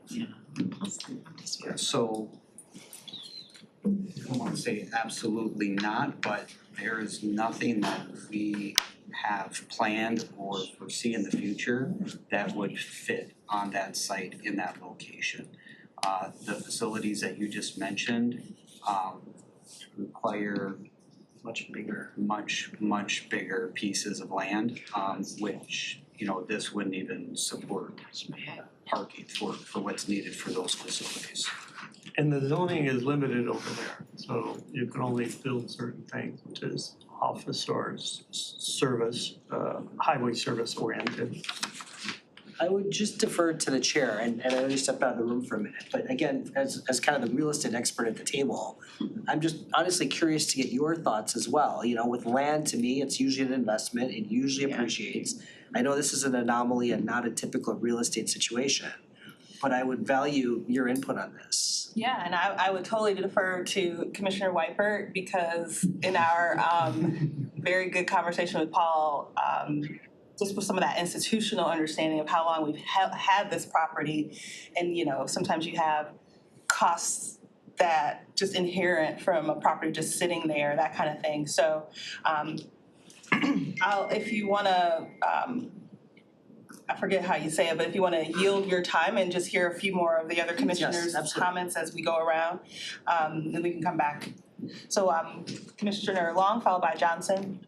Okay, so to follow up Commissioner Raman's point, when was it assessed at 1.8 and why did we go down to 1.1? Because that's like 700,000, almost $1 million less too. So I'm having trouble with the sale price actually. So. If you want, I can bring in John Fricke, who's on the call, to give you a little bit more of that information. John? Yeah, when was it assessed at 1.8 million? Like, it might be on our PDF stuff, but. John, can you hear us? Yes, I can. Can everybody hear me? Yes, yes. Yeah, good morning, everybody. Yeah, my name's John Fricke. I am Executive Vice President here with the Colliers International Organization. Our Southeast Michigan office is in Royal Oak, so I'm calling you from there. I've done a couple projects for the county recently, I guess most recently being the sale of the 1700 Brown Road property in Auburn Hills. Specific to this site, we, as I know Paul indicated, we put the property on the market right around the 1st of August of last year.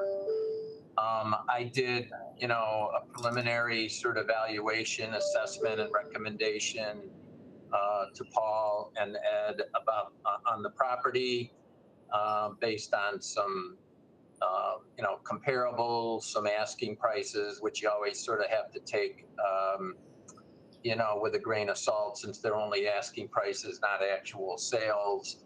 And, as you typically would expect, and given that the county didn't have, the normal carrying costs, specifically property taxes that a lot of private sector users would, we thought the best thing to do would be to set maybe a somewhat higher price than might be justified, just to sort of see what the interest level is. As they say, it's always a lot easier as a seller to go down than up. We had a kind of a flurry of initial interest on the property, particularly from some, I guess I'll call them mixed use developers that were looking to do some retail, but most of those involve doing some residential on the site. And when any of those particular buyers went to the township and the planning office there, they were sort of given a fairly negative response as to, how Independence Township was gonna view, that use there. We continue to market it. One of the very first calls I made was to this Mr. Yatuma, who is the current, buyer that we're discussing. And we had some conversations. That's a sore name. Stay in touch, and which we did. So to kind of bring this to current, we lowered the price from the initial asking price down to $1,650 in May of this year. And about that, and so I contacted Mr. Yatuma to make him aware of that. And just to give you a sense for the back and forth, he verbally offered $800,000. And we went back and forth and finally got him up to what he indicated at the time was sort of his bottom line of $1.1 million. He stressed that he would close this year, do a relatively short due diligence. And as I think you might know, he owns the property immediately north and has had some plans to develop that with a, sort of a multifaceted retail development that would include, a convenience, a small grocery store, gas station, et cetera. I know because of the freeway proximity, I've asked him and he's indicated it's very likely that he would also likely incorporate some sort of electric vehicle charging component to the development. And so I think his interest is in land banking the site, but may very well need some of the north end of it to maybe expand his original development on the site. So again, the property has been officially on the market for a year, a little over a year, but I know the county's owned it for 20 years. And, again, even if it wasn't officially being marketed, if there was, a buyer interested in it out there, my guess is they would have approached the county and, expressed some interest in it. And so in my opinion, based on a number of factors, as Paul mentioned, there's some challenging topography with the site. There's also this sort of joint infrastructure utility development agreement that sort of requires all of the 4 different land parcels, although you guys own 2 of the 4, to sort of jointly develop the utility, and the detention pond. That's been sort of another challenge that we've had to get a buyer comfortable with the fact that they're going to have to sort of jointly develop their site with the neighbors.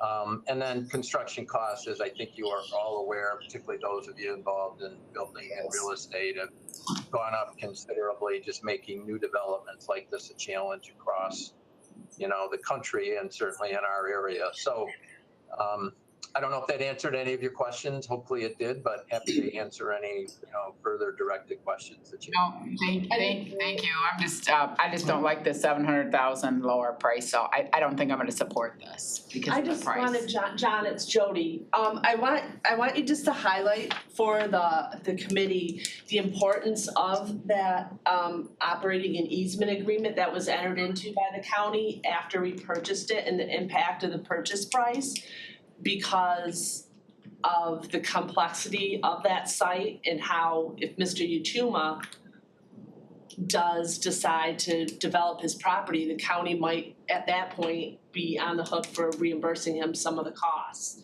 Or how would that negatively impact the price of the development? More money.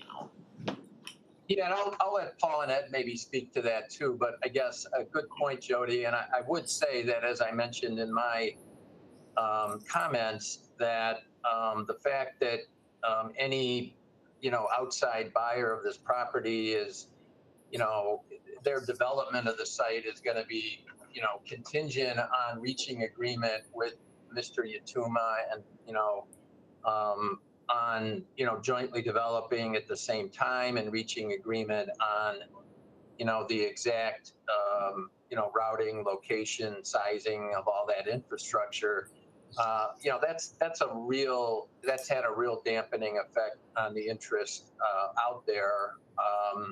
And the fact that this buyer, Mr. Yatuma, you know, that sort of takes that issue away, and that he's, you know, as the owner of the site, he's gonna be able to kind of pick and choose when he wants to develop it. And then Paul and Ed, I don't know if you even want to mention this possible rerouting of the road. I know this Deer Hill and Big Lake Road issue is sort of out there as well, which is certainly something else that any outside third-party buyer beyond this Mr. Yatuma might have to look hard at in terms of whether they want to kind of weigh that out, or you know, how that might impact their development as well.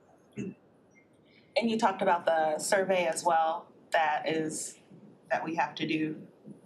As part of the purchase agreement, there'll be a new survey that we present to the buyer.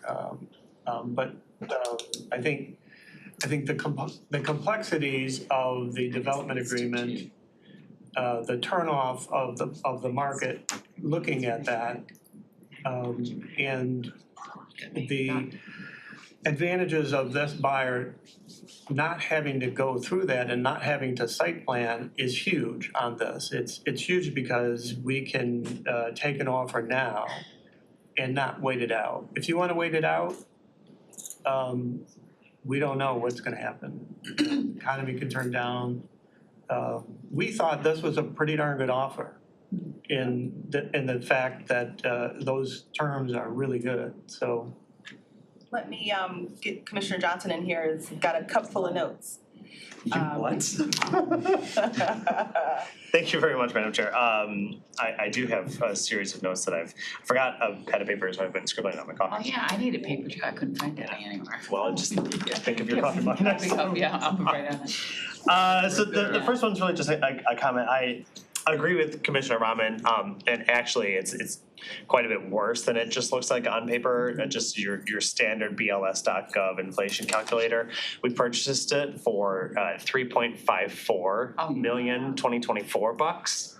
So it's not just a loss of $1 million. It's actually quite substantial. Two and a quarter. Yeah, not great, but sometimes you just gotta swallow a loss, and I'm happy to just offload the land. I don't like the property. I'm happy to give it some useful life. So that's kind of thing number one. Thing number two is, and I didn't even know about this, but honestly, and I speak very bluntly about this, shame on Independence Township. Absolutely shame on Independence Township for using zoning as a bludgeon from us getting a better deal on the land, from using zoning in the midst of a housing crisis to literally turn down development offers that are legitimate, that could do all of us in Oakland County a lot of good. Shame on Independence Township. Shame on planning commissions who use zoning to prohibit development. I just think that is absolutely indefensible.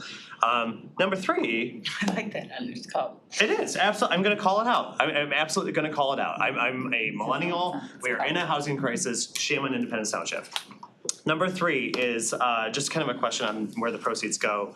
I don't remember having that conversation, maybe we did, but correct me if I'm wrong.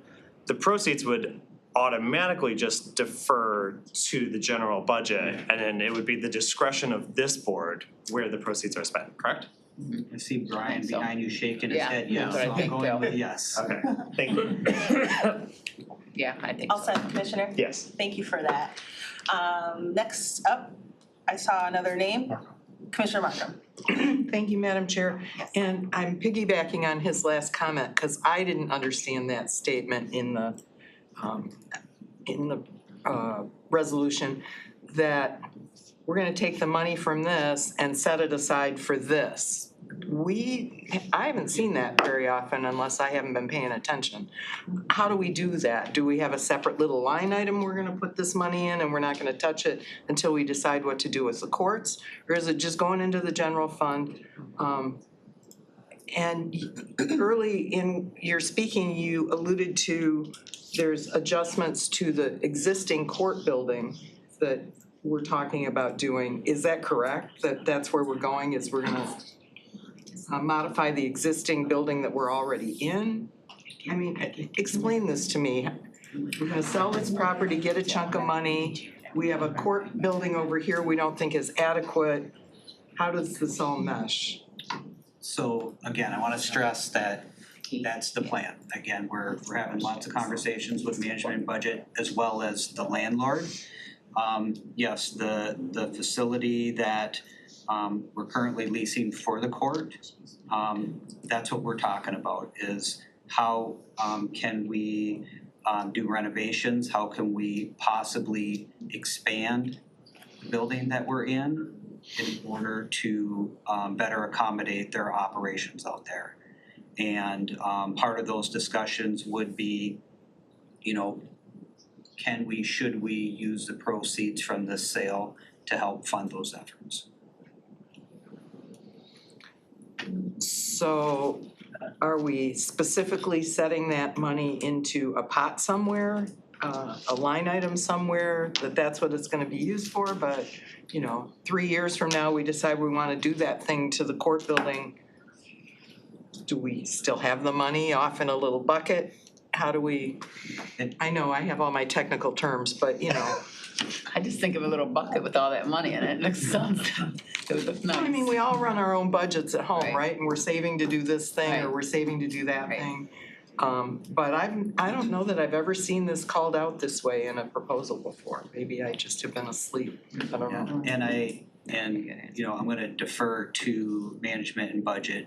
Again, I see Brian and Cheryl and April shaking their heads, no, that it's not gonna be set aside in a fund. We're just gonna clarify. So right now, we're just trying to figure out how we're gonna manage Clarkston, and this was for the Clarkston property. There's no, by you agreeing to this, is not force anybody here to vote on where this money goes. It was just to have intentionality of, we do have some issues at Clarkston that we'll have to bring back to the board. So anything that we do with Clarkston anyway is going to come back to all of you for a vote. So we're just looking right now as just having that conversation as it relates to, by offloading that property, it does close a door for Clarkston that we just need to take a look at. So it was just more of an awareness piece of it. But please note that all of the conversations that we're having regarding Clarkston, including any kind of different leasing options or whatnot as it relates to that currently, will have to come back to this team for any kind of formal vote. So it was just more of a kind of an awareness piece of, we're still having some space issues at Clarkston. Okay. Thank you, April. 1, 2, 3, I think you're okay. Oh, yeah? Yeah, I'm William. Forgot about that. You're William. I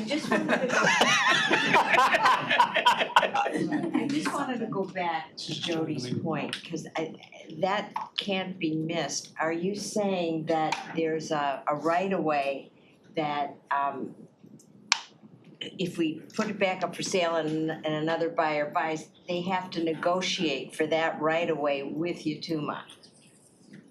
There's an operating and easement agreement we entered into all those parcels along the Dixie Highway back in 2006 or 7. So there's an existing agreement that governs the development of that property. So whoever owns it, they have to comply with that agreement and there'll be costs associated. That's my only comment, is if you take it to a different buyer, he's gotta negotiate with Yatuma.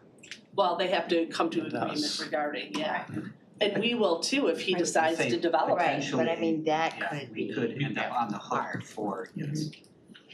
Yeah. Thank you, Commissioner Gershenson. That's a good point. I was just saying, potentially it could be the county that's on the hook if Yatuma decides to develop that, and then we have to go to the agreement of now, how do we get utilities through all those parcels that we order with them?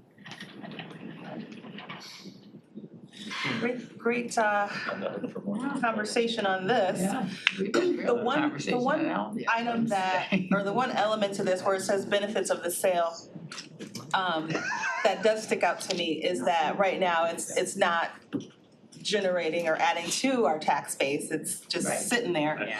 Whereas in theory, it would add to our property tax roll in the near future here. So while we value the land at one point and, the buyer says, hey, I wanna go into this, it would be good to get some revenue coming in from that space. So I'm gonna support it today and, but if anyone feels compelled where it needs to be on regular, you're always welcome to do something of that sort. So Seeing no other hands for this particular item, we can go ahead and prompt vote. Questions too. I'm kind of shocked that we did this back in 2006 and encumbered this property when we didn't really know. Yeah. It was a good deal for the building. Right. I don't know. It's reckless spending from a previous administration. There you go. You have 4 yeas and 2 nays. So it doesn't pass. For you. Oh, okay. Passes. I had to reach the threshold. All right, thank you. I appreciate you all. On the regular agenda, That 'cause I know motion Mike had carries, questions still. and it'll be moving forward to full So I can board. change my. Thank you. Thank you. But I just want it on the regular agenda. Well, that takes us to our second and final public comment. Is there anyone here who'd like to address the committee I know that on Mike had anything questions still. under the sun, above the sun? Seeing no one coming to the front, I will entertain any other business. It goes back on property. No other business, this meeting of the Economic Development Committee is adjourned. Right on time. Finance